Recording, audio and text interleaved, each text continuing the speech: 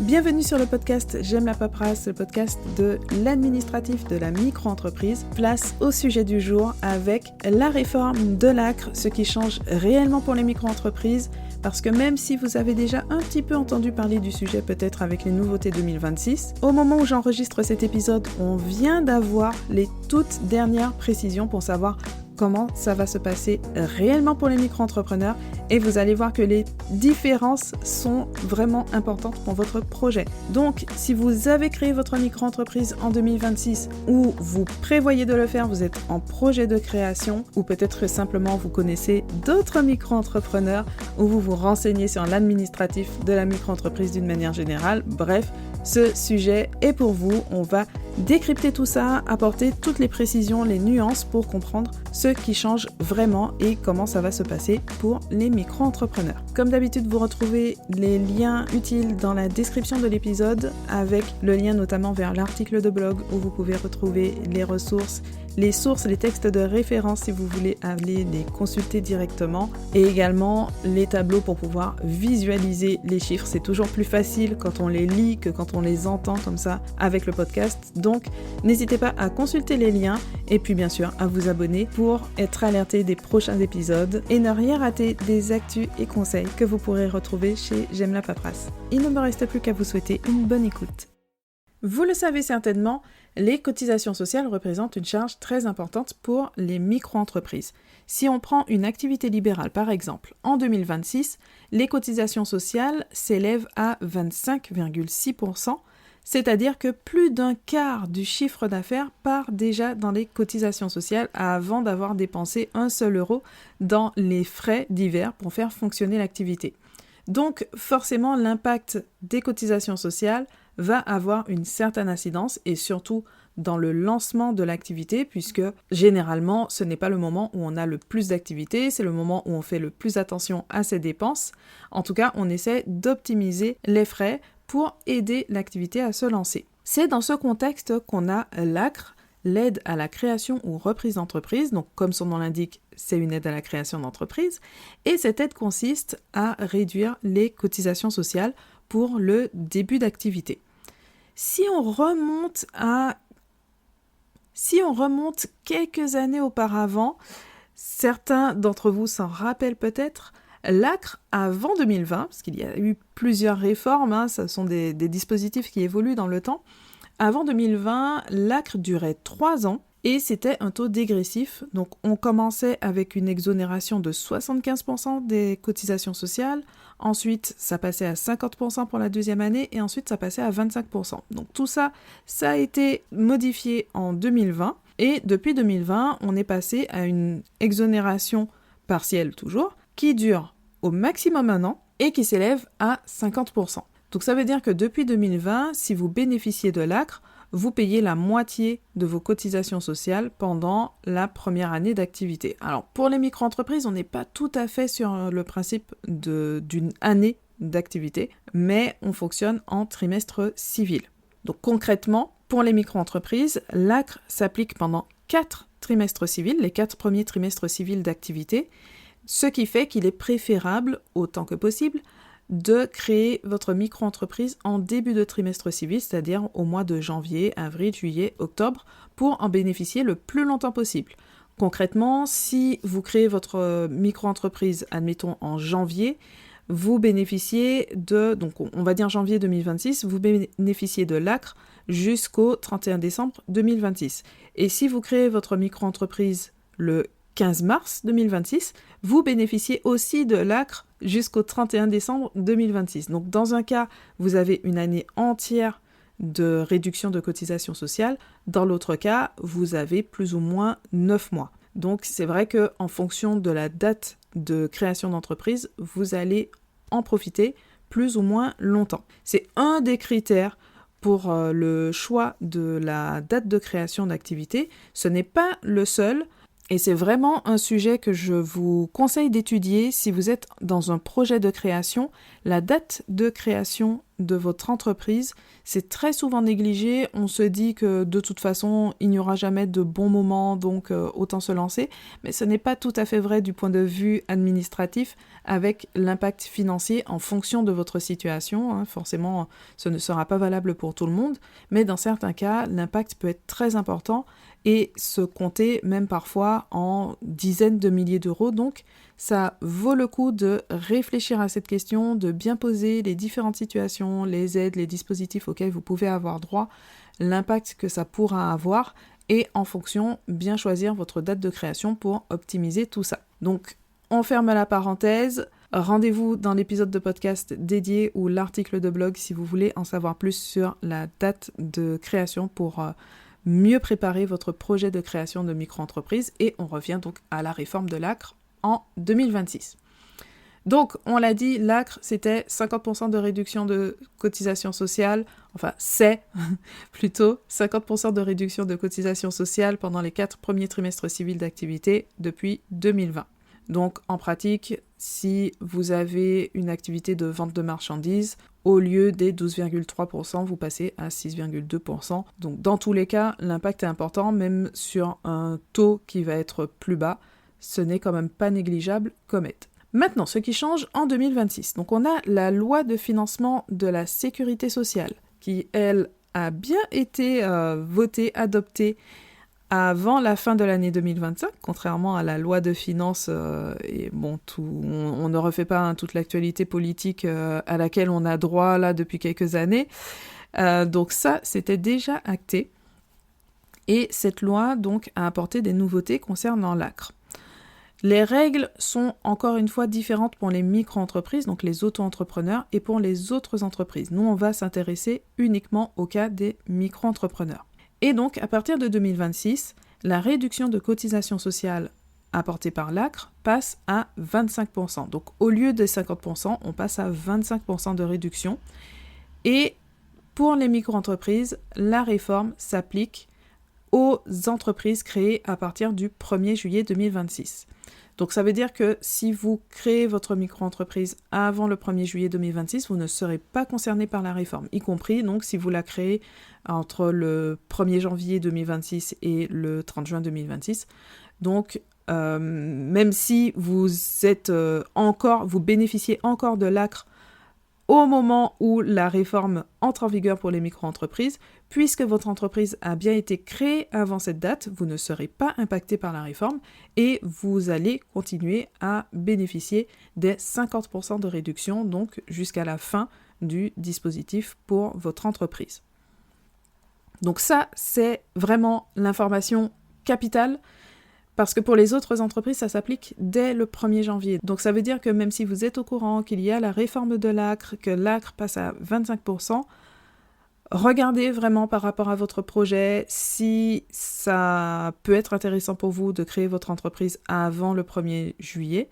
Si vous savez que vous allez bénéficier de l'ACRE, bien sûr, encore une fois, en prenant en compte les différents facteurs qui peuvent impacter la date de création de votre entreprise. Et en fonction, donc, vous pouvez envisager d'anticiper la création de votre micro-entreprise pour qu'elle se situe avant le 1er juillet 2026, donc pour optimiser l'ACRE. Un autre changement qui a été introduit, alors cette fois il est un peu plus discret, il a quand même son importance. Avant, il y avait un délai de 45 jours pour déposer la demande d'ACRE. Ce délai a ensuite été supprimé, tout simplement. On n'y faisait plus référence dans les textes et même sur le formulaire dédié pour déposer la demande d'ACRE, on a bien la précision que la demande doit être déposée immédiatement après la création d'entreprise. Donc, sous-entendu, plus de délai de tolérance, un formulaire à déposer immédiatement, le plus rapidement possible, lorsque vous réalisez la création d'entreprise. Ce délai a été rétabli et même rallongé. Maintenant, si vous bénéficiez de l'ACRE, vous avez un délai de 60 jours pour en effectuer la demande auprès de l'URSSAF. Alors bien sûr, le conseil sera toujours de le faire le plus tôt possible pour qu'il n'y ait pas d'oubli, en cas de pépin, bref, vous êtes tranquille, vous le faites dès que possible, mais en cas d'oubli, en cas de retard, vous savez que vous avez donc à peu près 2 mois pour réaliser la demande auprès de l'URSSAF.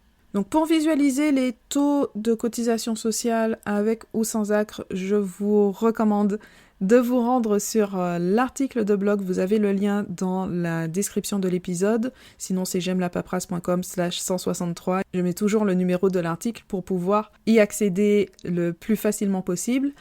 Et donc, vous avez le tableau récapitulatif des différents taux avec ou sans ACRE, selon que vous créiez votre entreprise avant ou à partir du 1er juillet 2026. Pour vous donner un ordre d'idée, donc les taux normaux sont de 12,3% pour les activités de vente, 21,2% pour les prestations de services commerciales ou artisanales et jusqu'à 25,6% pour les activités libérales. Et donc, avec l'ACRE, quand on a la réduction de 50%, donc comme c'est le cas avant le 1er juillet 2026, on a un taux qui va de 6,2 à 12,8%. Et quand on va passer à l'exonération, donc de 25% au lieu de 50%, ça va faire un taux qui va aller de 9,2% pour les activités de vente jusqu'à 19,2% pour les activités libérales. Donc on arrive quand même à un taux de cotisation sociale qui approche des 20%, là où aujourd'hui on a encore un taux d'environ 13%. Donc l'impact est quand même non négligeable.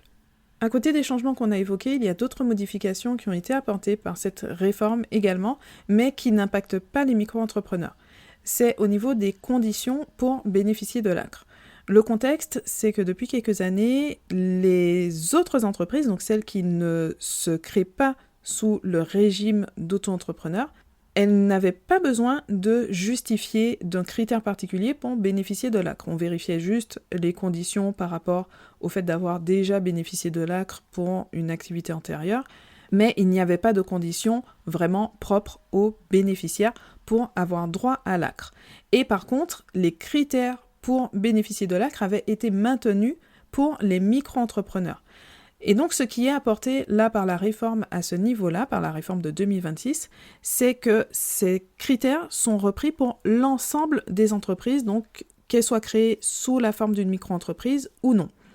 Donc concrètement, pour les micro-entrepreneurs, pas de changement particulier, il faut toujours remplir l'un des critères à la date de création d'entreprise. Les critères visent tout particulièrement les demandeurs d'emploi. Le premier critère, c'est d'être demandeur d'emploi indemnisé, mais il y a également d'autres critères. Donc pour des demandeurs d'emploi non indemnisés qui seraient inscrits depuis au moins 6 mois au cours des 18 derniers mois, bénéficiaires du RSA ou de l'ASS, les personnes simplement de moins de 26 ans ou moins de 30 ans avec la reconnaissance de handicap, et également d'autres critères un peu plus spécifiques par rapport à l'implantation de l'entreprise, si elle est dans un quartier prioritaire de la politique de la ville, ou nouveauté quand même 2026 dans une zone France Ruralité Revitalisation, donc les zones rurales dans lesquelles il y a un dispositif fiscal pour dynamiser le secteur au niveau économique. Et je ne refais pas toute la liste des critères, mais citons également le fait de bénéficier de la prépare, donc l'aide prestation partagée d'éducation de l'enfant, une aide de la CAF qui est versée aux parents de jeunes enfants pour compenser la réduction de travail, donc lorsqu'ils travaillent à temps partiel, évidemment sous différentes conditions, mais il faut savoir que ça peut être un critère qui permet de bénéficier de l'ACRE parce que, a priori, on ne fait pas de lien évident avec la création d'entreprise. Donc, je vous invite à vérifier la liste exacte des critères dans l'article de blog ou avec les différentes sources que vous allez retrouver là-dessus et voir si vous cochez donc un seul de ces critères à la date de création de votre entreprise. Ensuite, on a parlé de la condition supplémentaire par rapport aux activités précédentes. Il s'agit d'une aide à la création d'entreprise, donc il n'est pas possible d'en bénéficier en dehors de ce contexte. Et aussi, si vous avez déjà créé une autre entreprise auparavant, vous pouvez avoir droit à l'ACRE uniquement si une période de 3 ans s'est écoulée depuis le jour où vous en aviez bénéficié précédemment. Donc on va vraiment jusqu'à la fin de la première période. Donc par exemple, si vous créez une première entreprise en 2023, que vous avez bénéficié de l'ACRE jusqu'au, on va dire, 31 mars 2024, vous pouvez à nouveau bénéficier de l'ACRE seulement si vous créez une nouvelle entreprise à partir du 1er avril 2027, c'est-à-dire plus de 3 ans après la fin de la première période où vous en avez bénéficié. Donc voilà pour les conditions pour bénéficier de l'ACRE. Rien de bien nouveau pour les micro-entreprises, mais ça permet de les rappeler. Et après, de façon pratico-pratique, pour obtenir l'ACRE, vous devez donc vous assurer que vous remplissez l'un des critères à la date de début d'activité. Bon, ça, on l'a déjà dit. Déposez concrètement votre demande auprès de l'URSSAF par la messagerie de la plateforme auto-entrepreneur.ursaf.fr, donc la plateforme dédiée aux micro-entreprises pour tout ce qui concerne l'URSSAF, avec le formulaire dédié à remplir et vous devez y joindre le justificatif qui correspond à la situation qui vous donne droit à l'ACRE. Et tout ça, vous devez le faire donc dans les 60 jours suivant votre création d'entreprise. On l'a dit, c'est un nouveau délai qui a été mis en place depuis le 1er janvier 2026. Donc, dernier rappel sur ce qu'il faut retenir concernant la réforme de l'ACRE 2026, le point essentiel au-delà de toutes les conditions de forme, les conditions pratiques pour pouvoir en bénéficier, c'est que l'aide passe à 25% de réduction de cotisation sociale au lieu de 50% pour les micro-entreprises créées à partir du 1er juillet 2026. J'espère que cet épisode vous a plu, que tout est plus clair pour vous aujourd'hui concernant la réforme de l'ACRE en 2026. N'hésitez pas à partager cet épisode parce que forcément quand il y a des changements, des actualités, on n'a pas toutes les précisions, toutes les nuances, surtout quand on est, comme dans ce cas, on attend un décret pour avoir les précisions sur le déroulement exact. Tant qu'on n'a pas ce décret, on a encore une période de flou. Et une fois qu'il a été publié, on n'est pas forcément au courant. Donc c'est bien de faire circuler ce type d'informations pour qu'un maximum de micro-entrepreneurs aient les bons éléments pour pouvoir préparer leur projet au mieux. Pour la suite, je vous donne rendez-vous donc sur j'aimelapaperasse.com et dans la newsletter. Merci pour votre écoute et on se retrouve au prochain épisode du podcast J'aime la paperasse.